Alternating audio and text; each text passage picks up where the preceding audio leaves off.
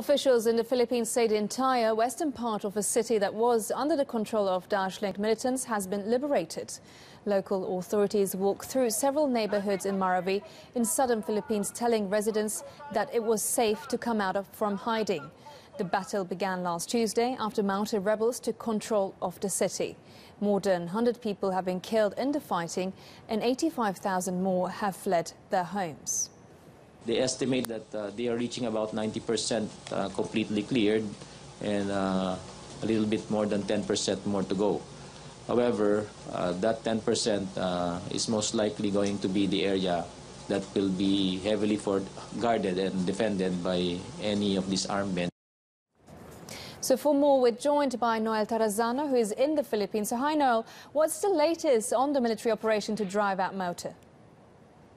Yes, the armed forces of the Philippines reported that their soldiers are now moving door to door to locate any of the Maute members left. The Philippine military also said that the Maute militants are now fighting for survival because they are running out of ammunition.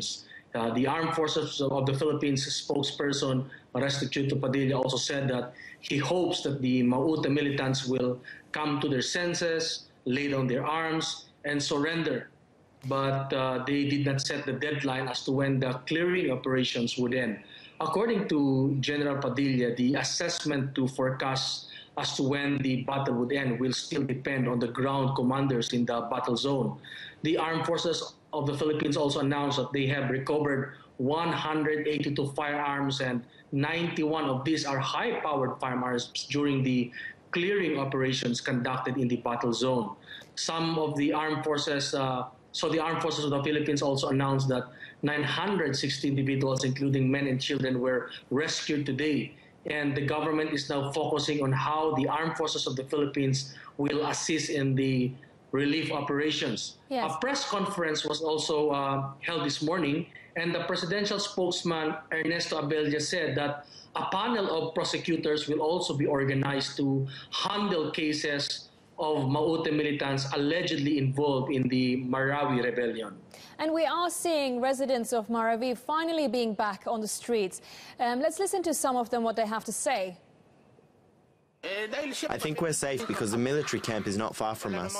There's no Daesh inside my house. That's why there's a white flag outside, so they know we're innocent. We're civilian. We had to cross a river and then climb up to a bridge to escape. I didn't think we'd survive. The terrorists were firing at us and there were bombs dropping. So now, what more have you been hearing? Have things gone back to normal relatively?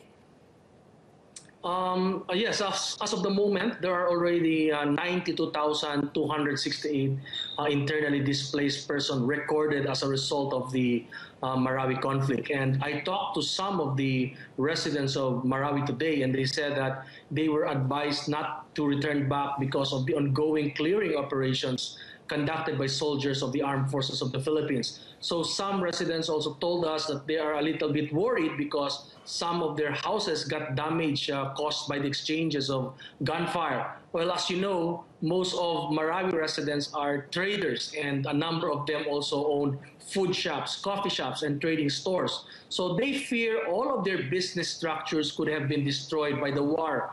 So they are a little bit apprehensive on how to start back their livelihood again when they go back to their respective homes. And President Rodrigo Duterte and the Moro Islamic Liberation Front agreed to establish the peace corridor. What is this all about? Yes, that's right. The peace corridor was created jointly by the Philippine government and the Moro Islamic Liberation Front, a revolutionary organization, to help internally displaced persons affected by the ongoing fighting between the government and Maute militants in Marawi City.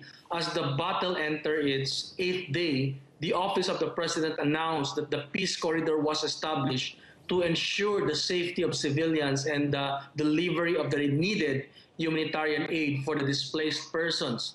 The corridor will be covering 10 municipalities in Lanao del Sur, and this corridor will also provide a space for wounded civilians to be treated, and will also provide a safe space for goods for people, since most food shops in Marawi City were closed as a result of the heavy exchanges of gunfire.